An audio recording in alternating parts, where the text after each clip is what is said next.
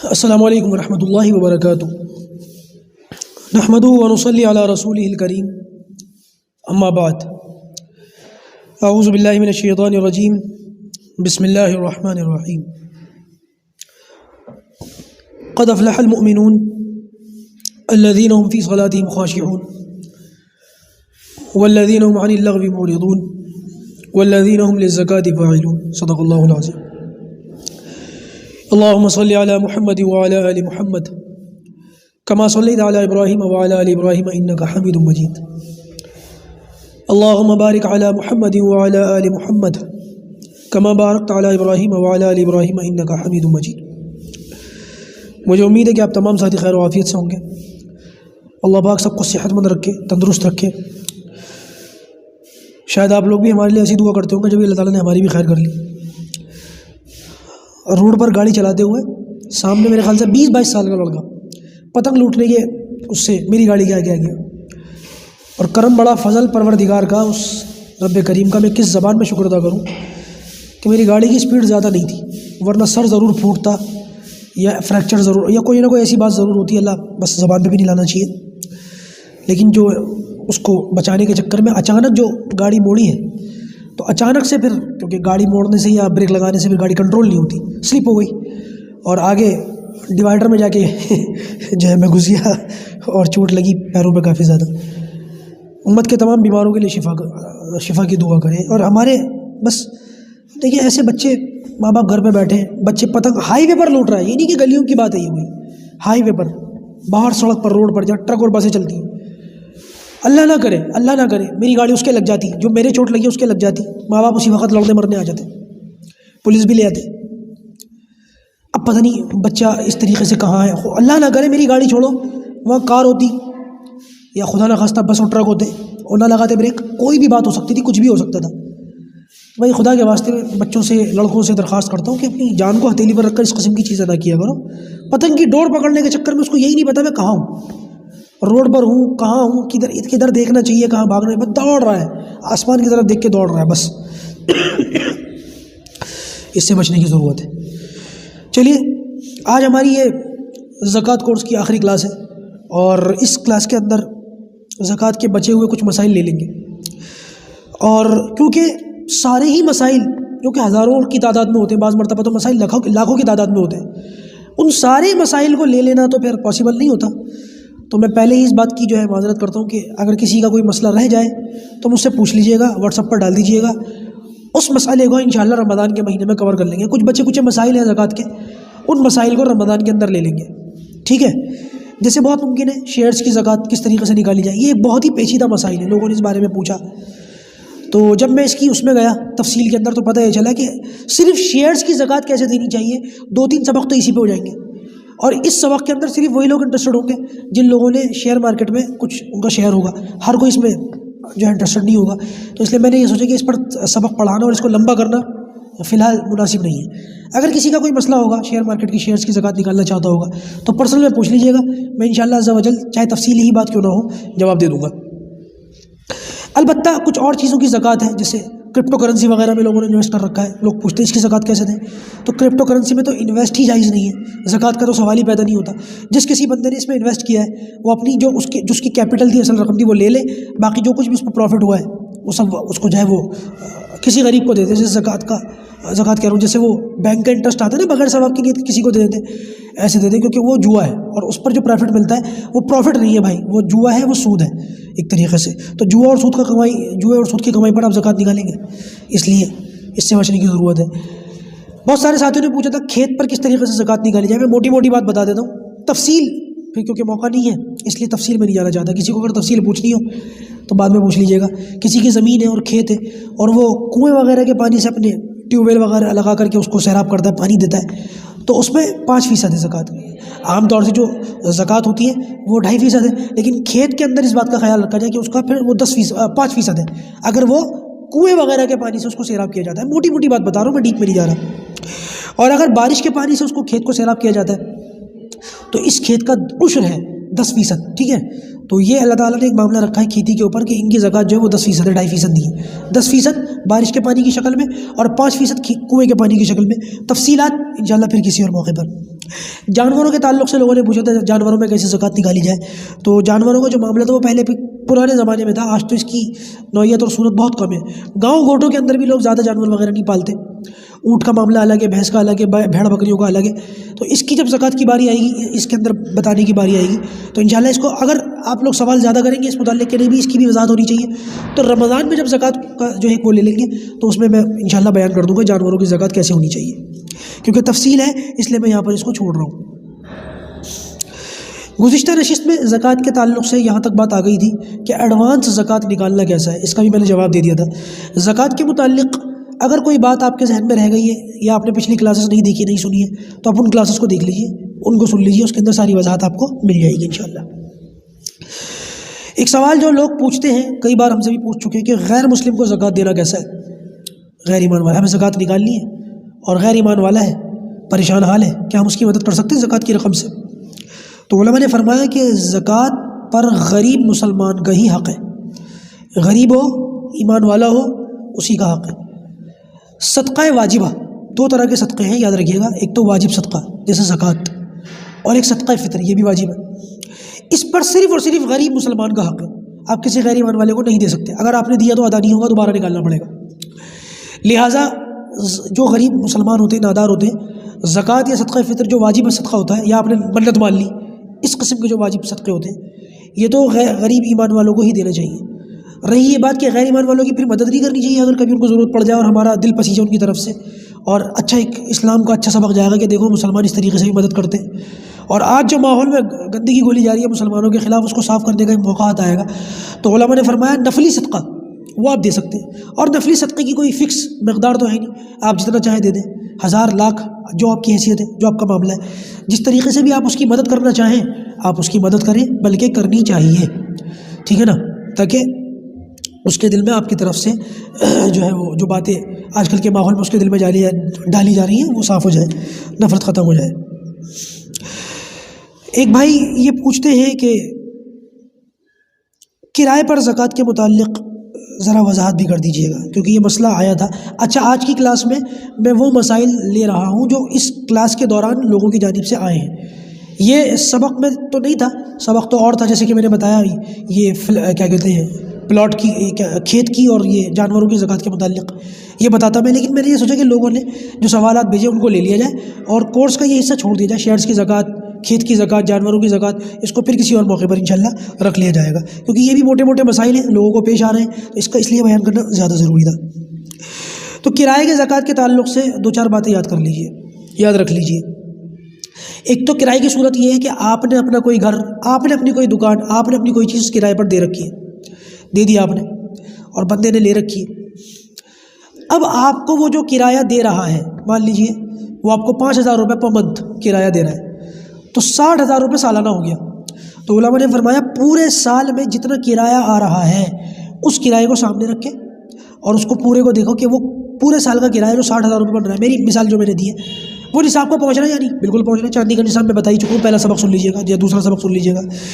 اگر سالانہ کرایہ نصاب یا اس سے زیادہ ہے تو پھر اس کرائے پر بھی زکوٰۃ واجب ہوگی.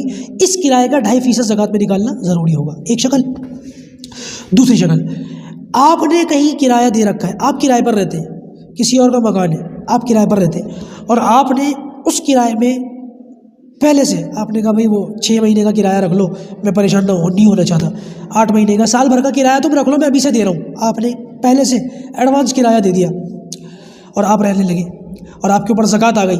تو شریعت یہ کہتی ہے اس صورت کے اندر جو آپ نے ایڈوانس کرایہ دیا ہے، کیونکہ آپ نے کرایہ دے دیا لیکن وہ آپ کے اوپر واجب نہیں تھا، اور اگر آپ مکان خالی کرو گے تو آپ نے ابھی تک اس کو یوز ہی نہیں کرا مکان کو، تو اس کا مطلب یہ ہوا کہ آپ وہ پیسہ جو ہے ابھی تک آپ کی ملکیت میں وہ یوز نہیں کرا آپ نے، اگرچہ وہ دوسرے کے پاس ہے. تو جب آپ زکوٰۃ نکالیں اور جو کرایہ آپ نے ایڈوانس دے رکھا ہے، جو کرایہ آپ نے برتا بھی نہیں، اس ایڈوانس رقم کو بھی اس جو ہے زکوٰۃ کی مد میں جوڑا جائے گا، اس کو بھی نصاب کا حصہ سمجھا جائے گا اور اس کی بھی زکوٰۃ نکالی جائے گی. مان لیجیے آپ 5,000 روپے مہینے کے کرائے پہ رہتے ہیں اور آپ نے 6 مہینے کا کرایہ دے دیا، تو یہ 30,000 وہ ہو گیا، تو 30,000 نصاب کو پہنچتا ہے. اور اگر آپ کے پاس جو کچھ بھی ہے وہ بھی اس کو بھی انکلوڈ کر لیجیے، تو یہ سب ملا کر کے اگر نصاب کو پہنچتا ہے تو ایڈوانس کرایہ ابھی تک آپ نے برتا نہیں، اس لیے وہ بھی گنا جائے گا اور اس کی بھی زکوٰۃ آپ نکالیں. تیسری شکل جو لوگ کرائے کے متعلق لوگوں نے آج کل چلا دی ہے وہ ہے سیکورٹی کی. پگڑی جس کو کہتے ہیں، پگڑی لینا اور دینا یہ تو ایک الگ سی بات ہے، اس میں کسی اور موقع پہ بات کروں گا کہ یہ جائز ہے یا ناجائز ہے، اس کو چھوڑ دیں۔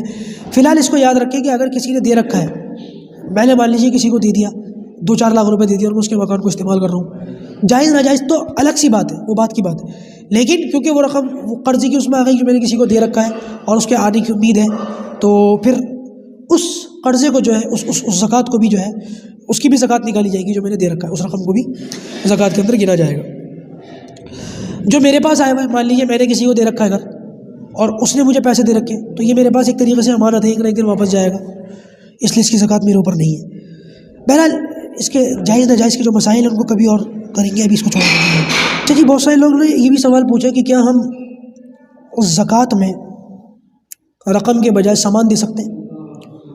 اب سامان کی کئی شکلیں ہیں، مثال کے طور پر آپ کا اپنا گھریلو سامان جس میں آپ کی فریج آ گئی، الماری آ گئی، بیڈ آ گیا، پنکھا آ گیا، ایک شکل تو یہ ہے گھر کا سامان، اور ایک شکل یہ ہے کہ آپ جو ہے وہ جو کام آپ کرتے ہیں، جو بھی آپ کا کاروبار ہے، آپ کی دکان ہے، فیکٹری ہے، اور اس میں آپ جو چیزیں تیار کرتے ہیں، ایک بندہ بیڈ تیار کرتا ہے، ایک بندہ کرسیاں تیار کرتا ہے، کوئی کچھ بناتا ہے، کوئی کچھ بناتا ہے، تو اپنے بنائے ہوئے سامان کو زکوٰۃ میں نکالنا یا اپنے گھریلو سامان کو زکوٰۃ میں نکالنا، یہ کیسا ہے؟ دونوں باتوں کی اجازت ہے۔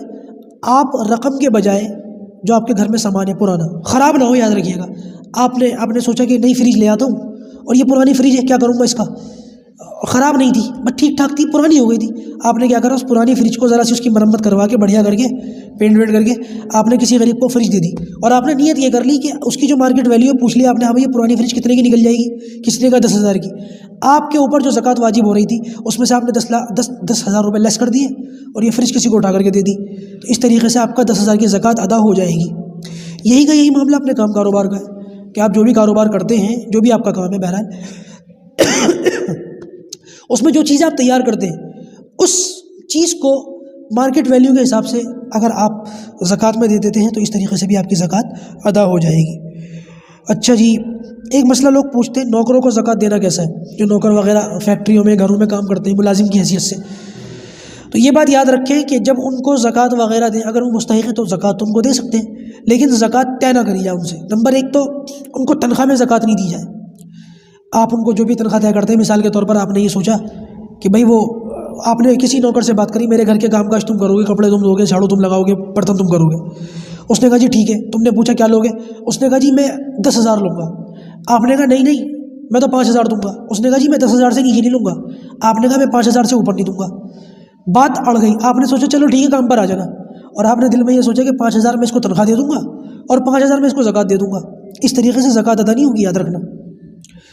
آپ کبھی کسی کو بھی زکوٰۃ تنخواہ کے طور پر نہیں دے سکتے، زکوٰۃ کی جو مد ہے وہ الگ سے ہوتی ہے، وہ الگ سے دی جائے گی، لہٰذا اگر آپ نے اس کو 10,000 طے کر لیا ہے تو 10,000 آپ اس کی پوری دیں، زکوٰۃ کو اس میں انکلوڈ نہ کریں۔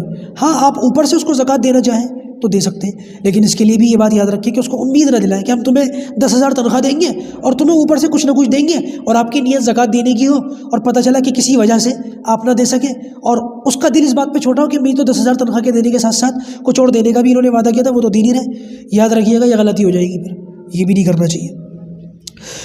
بہت سارے لوگ سوال پوچھتے ہیں کہ اپنے رشتہ داروں میں سے کس کس کو زکوٰۃ دے سکتے ہیں؟ رشتہ داروں میں سے ماں باپ کو اور باپ دادا کو، اولاد کو، ان کی اولاد کو، بیٹی، پوتا، پوتی، نواسا، نواسی، بیٹا، ماں، باپ، دادا، دادی، نانا، نانی، اوپر تک بیٹا، بیٹی، پوتا، پوتی، نواسا، نواسی، نیچے تک آپ کسی کو بھی زکوٰۃ نہیں دے سکتے۔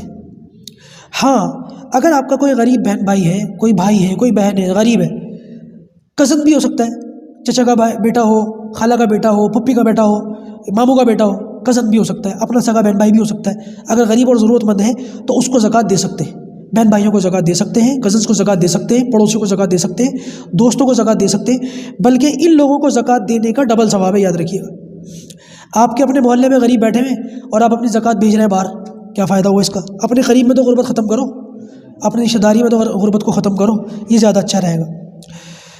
اچھا جی، وہ زیور جو بچوں کے نام بنا کر کے لوگ رکھ دیتے ہیں، اس زیور پر زکوٰۃ دی جائے گی یا نہیں؟ بڑا ٹیکنیکل سے سوال پوچھا ہے۔ آج کل لوگ زکوٰۃ سے بچنے کے لیے زیور بچوں کے نام پر بنا دیتے ہیں اور شادی وغیرہ کے موقع پر خود پہن کر کے گھومتے ہیں۔ گھر کے اندر خواتین کو دیکھا یہ گیا ہے، ان سے پوچھا جائے زیور کس کا ہے، یہ میں نے بچی کے لیے رکھا ہے، جب یہ بڑی ہوگی تو اس کو دوں گی۔ مطلب کیا ہوا؟ بچی تو نابالغ ہے، اس پر زکوٰۃ آئے گی نہیں، لہٰذا بچی کا بہانہ کر کے زکوٰۃ سے بچ گئے، اور جب کسی فنکشن میں جو ہے کوئی موقع آیا زیور وغیرہ پہننے کا تو بچی کی اجازت کے بغیر اس کو پہن لیا۔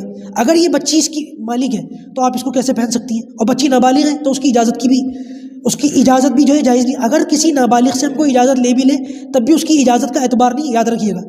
تو اگر آپ نے بچی کے نام پر، بچوں کے نام پر بنایا ہے تو آپ اس کو خود استعمال نہیں کر سکتے، اجازت کے ساتھ بھی استعمال نہیں کر سکتے۔ اگر آپ اس کو خود استعمال کر رہے ہیں تو اس کا مطلب یہ ہے کہ آپ خود کو دھوکہ دے رہے ہیں کہ یہ بچے کے لیے بنا ہے، یہ بچے کے لیے نہیں ہے۔ اگر آپ خود استعمال کر رہے ہیں تو اس کی زکوٰۃ دیں، اور اگر بچے کے لیے بنا ہے تو خود استعمال نہ کریں۔ اب دیکھ لیے، ادھر بچیں گے ادھر پھنسیں گے، ادھر پھنسیں گے ادھر بچیں گے، آپ کی مرضی۔ زکوٰۃ دینی ہے، استعمال کرنا ہے تو زکوٰۃ دینی پڑے گی۔ زکوٰۃ سے بچنا، خود بھی یوز نہ کریں، بالکل پیک کر کے اٹھا کر کے رکھ دیں۔ گھر کے اندر جو برتن وغیرہ ہم لوگ یوز نہیں کرتے، تانبے کے برتن جو لوگ بچے وغیرہ کے لیے رکھ دیتے ہیں کہ شادی وغیرہ میں ان کو جہیز کے طور پر دیں گے یا جیسے بھی ہو، استعمال نہیں کرتے۔ بعض گھروں کے اندر ہم نے یہ دیکھا کہ نئی بہویں آتی ہیں، شادی کر کے آتی ہیں، اور جہیز وغیرہ کے ساتھ ساتھ بہت سارے برتن بھی لاتی ہیں، اور کبھی کبھی تو سالوں، مہینوں نہیں سالوں ان برتنوں کے استعمال کرنے کی کوئی نوبت نہیں آتی۔ لہٰذا علماء نے فرمایا کہ یہ جو برتن وغیرہ جو استعمال نہیں ہو رہے ہیں، غیر ضروری برتن ہیں تانبے کے اور اس کے ان برتنوں کو بھی جو استعمال نہیں ہوتے ان کو زکوٰۃ میں گنا جائے گا، اور ان کی بھی زکوٰۃ ادا کی جائے گی۔ اگر یہ نصاب کو پہنچتے ہیں تو 2.5% ان کا بھی زکوٰۃ کو نکالا جائے گا۔ ایک مسئلہ جو رہ گیا اور کافی بڑا مسئلہ ہے وہ یہ کہ سید کو زکوٰۃ دینا۔ آل رسول جو نبی کریم صلی اللہ علیہ وسلم کی اولاد میں سے ہیں، یہ 5 طرح کے ہیں، آل علی، آل عقیل، آل عباس، آل جعفر، یہ 5 ہیں۔ ان کو زکوٰۃ نہیں دینی چاہیے، اس لیے کہ زکوٰۃ جو ہے نا یہ مال کا کوڑا اور کرکٹ اور پیشاب اور پخانے کی حیثیت ہے اس کی۔ اور یہ جو سید ہوتے ہیں یہ قوم کے سب سے اعلیٰ، قوم کے بہت بڑے، سب سے بڑے اونچے درجے، اللہ کے رسول کا خاندان ہے، ان کی بلڈ لائن ہے، ان کا خون ہے، ان کو کیسے کوڑا کچرا جو ہے ان کو دیا جا سکتا ہے؟ لہٰذا اس طریقے کی کوئی چیز ان کو دینا یہ ان کی توہین ہے۔ لیکن اس کا یہ مطلب نہیں ہے کہ اگر کوئی سید خاندان سے اور پریشان حال ہو تو اس کو زکوٰۃ نہیں دینی، تو اس کا مطلب کچھ بھی نہیں دینا، مرنے دو، ایسا نہیں کرنا بھائی۔ اگر سید خاندان سے کوئی ہے، کوئی ایسا ہے جو سید ہے اور زکوٰۃ تو آپ اس کو دے نہیں سکتے، اس صورت کے اندر آپ ان کو جو ہے کچھ کسی اور طریقے سے مدد کریں، یہ زیادہ بہتر ہے، ان کا خیال رکھنا چاہیے۔ تو یہ کچھ چیزیں آ گئی تھیں، یہ تقریباً باتیں ساری آ گئی ہیں۔ کچھ چیزیں ہیں جو زکوٰۃ کے اندر آ گئی ہیں، دیکھ لیجیے کن کن چیزوں پر زکوٰۃ دیتے ہیں۔ میں خلاصے کے طور پر بتا دوں، سونے پر زکوٰۃ دی جاتی ہے، چاندی پر زکوٰۃ دی جاتی ہے، اور تجارت کا جو مال آپ کے پاس ہے، چاہے وہ فیکٹری میں ہو یا دکان میں ہو، اس پر زکوٰۃ دی جاتی ہے۔ اسی طریقے سے تجارت کی نیت سے جو کچھ آپ نے دکان، مکان، فلیٹ اور پلاٹ اور یہ چیزیں دکان وغیرہ خرید رکھی ہیں، اگر ان کو بیچنے کا ارادہ ہے تو ان پر بھی زکوٰۃ دی جائے گی۔ بینک کے اندر جو کچھ بھی پیسہ وغیرہ آپ کا رکھا ہوا ہے، آپ اس کو بھی دیکھ لیجیے، جب زکوٰۃ کا حساب لگائیں تو اس کو بھی ساتھ میں انکلوڈ کیجیے، اس کی بھی زکوٰۃ دیجیے۔ اچھا جی، قرضے وغیرہ کے متعلق بتا ہی دیا تھا میں نے، دوسری کلاس دیکھ لیجیے گا، اس کے اندر وضاحت آ جائے گی کہ قرضہ جو آنا ہے یقینی ہے کہ آ ہی جائے گا، اس کی بھی زکوٰۃ نکالی ہے۔ میں جو کچھ میں نے بتایا میں خلاصے کے طور پر بیان کر رہا ہوں آپ کے سامنے۔ اگر کسی اور ملک کی کرنسی آپ کے پاس ہے، کویتی دینار ہے، عرب کا دینار ہے، امریکی ڈالر ہے، تو اس کو بھی، کیونکہ ہوتا ہے بہت سارے لوگوں کے پاس جمع کر لیتے ہیں، اس کو بھی زکوٰۃ کے اندر نکالا جائے، مارکیٹ ویلیو پوچھ لی جائے اور اس کو بھی جو ہے وہ کر لیا جائے۔ اچھا، پارٹنرشپ وغیرہ اگر آپ کرتے ہیں کسی کے ساتھ تو آپ یہ دیکھ لیں کہ آپ کے شیئرز کتنے ہیں، سامنے والے کا اس کا پرسنٹیج کتنا ہے، آپ کا پرسنٹیج کتنا ہے، آپ کے پرسنٹیج کے حساب سے جو کچھ بھی پروفٹ آپ کے پاس ہے اگر وہ نصاب کو پہنچتا ہے تو اس کا نکال دیں۔ کن کن چیزوں کو زکوٰۃ کے اندر نہیں گننا اس کو سمجھ لیجیے۔ جو قرضہ آپ کو کسی کو دینا ہے اس کو زکوٰۃ کے اندر نہیں گننا۔ آپ کے بچوں کی اسکول فیس وغیرہ، آج کل تو یہ بھی بہت زیادہ ہے، اسکول کی جو فیس وغیرہ ہوتی ہے یہ بھی بہت زیادہ ہوتی ہے، اسکول کی جو فیس ہے یہ بھی ایک طریقے کا قرضہ ہے۔ زکوٰۃ جب آپ زکوٰۃ کا حساب لگائیں تو بچوں کی اسکول، ٹیوشن، جو کچھ بھی فیس وغیرہ جاتی ہے اس کو بھی الگ کر لیں، یہ بھی زکوٰۃ کے اندر گنا نہیں جائے گا۔ آپ کے گھر کے اندر جتنے بل وغیرہ آتے ہیں، بجلی کا بل آ گیا یا گھر کا کرایہ آ گیا اگر آپ کرائے پر رہتے ہیں تو یہ ساری چیزیں بھی زکوٰۃ کے اندر کاؤنٹ نہیں کی جائیں گی، اس کو بھی نکال دیں۔ آپ کے یہاں گھروں میں، آپ کے یہاں دکانوں میں، آپ کے یہاں فیکٹریوں میں جو کام کرنے والے ملازمین ہیں ان کی تنخواہیں جو آپ کے اوپر واجب ہیں ان تنخواہوں کو بھی الگ کر لیں، پہلے ان کی قرضہ دیں، یہ ان کی تنخواہ دیں، یہ بھی ایک طریقہ کا قرضہ آپ کے پاس ہے۔ جو چیزیں آپ نے قسطوں کے طور پر لے رکھی ہے، کسی چیز کی قسط وغیرہ، وہ ایک الگ مسئلہ ہے کہ قسطوں پر سامان لینا جائز ہے یا ناجائز ہے، اور جائز ہے تو کب جائز ہے اس کی وضاحت پھر کبھی کروں گا۔ لیکن اگر آپ نے گھر کوئی بھی چیز لے رکھی ہے، گھر قسطوں پہ لے رکھا ہے یا گھر کی کوئی چیز قسطوں پر لے رکھی ہے اور اس کی قسطیں آپ کے اوپر واجب الادا ہیں، تو یاد رکھیے گا جتنی قسطیں آپ کو دینی ہیں پہلے ان قسطوں کا حساب الگ کر لیں، اس کے بعد جو رقم بچے گی اس پر زکوٰۃ آئے گی۔ قسطوں پر جو ہے وہ بھی ایک طریقے کا قرضہ ہے، اس پر زکوٰۃ نہیں آئے گی انشاءاللہ۔ اب یہاں پر زکوٰۃ کے جو مسائل ہیں وہ ختم ہو رہے ہیں، باقی کی جو مسائل ہیں انشاءاللہ عز و جل وہ آپ کے سامنے رمضان کورس کے اندر آئیں گے۔ اللہ پاک جو کہا گیا سنا گیا ہم اس پر عمل کرنے کی توفیق عطا فرمائے۔ السلام علیکم ورحمۃ اللہ وبرکاتہ۔